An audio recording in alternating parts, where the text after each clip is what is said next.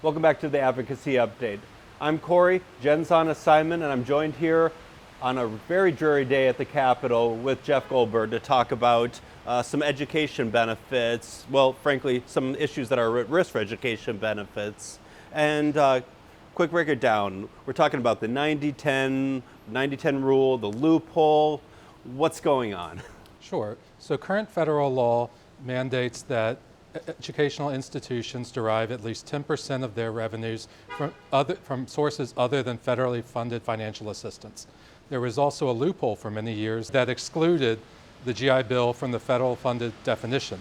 This gave often for-profit educational institutions an incentive to target service members and their GI Bill benefits. A report years ago talked about service members as dollar bills in uniform. And this is something that we want to ensure doesn't happen, and we're advocating with other VSOs and other advocacy organizations to draw attention to the importance of preserving this rule. In defense of the student veterans for-profit institutions we're targeting, and in defense of the post-9/11 GI Bill that was being used by those same institutions to get more than their fair share of US tax dollars.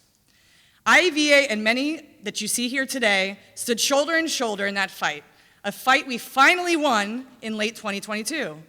But as part of the big tax bill that's working its way through the House of Representatives as we speak, some in Congress are trying to reverse course and allow for-profit universities to once again benefit from a loophole that most certainly is a good deal for them, but screws student veterans and the American taxpayers who are investing in their future.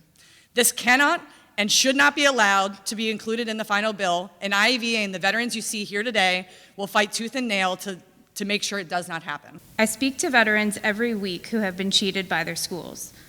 I have heard from hundreds of veterans who were heavily recruited by schools that made lofty promises that they never intended to meet. A former DeVry recruiter, Chris Naweem, testified before Congress that he was instructed to get asses in classes through the military gravy train. He was assigned specifically to target military students and instructed to pose as a military advisor affiliated with the Pentagon. These are the kinds of schools that the 90-10 rule weeds out, and the kinds of scams that would again be perfectly legal if Congress rescinds this rule.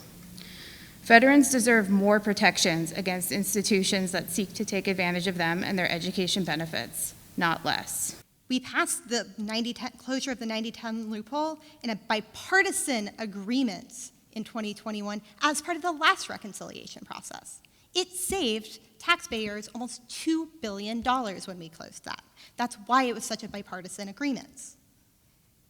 Yet undoing this is going to cost almost $2 billion in spending. We could do things that actually impact this community with that money. Instead, we are looking to line the corporate pockets of those for-profit schools again. This is not an issue we should have had to bring up ever again.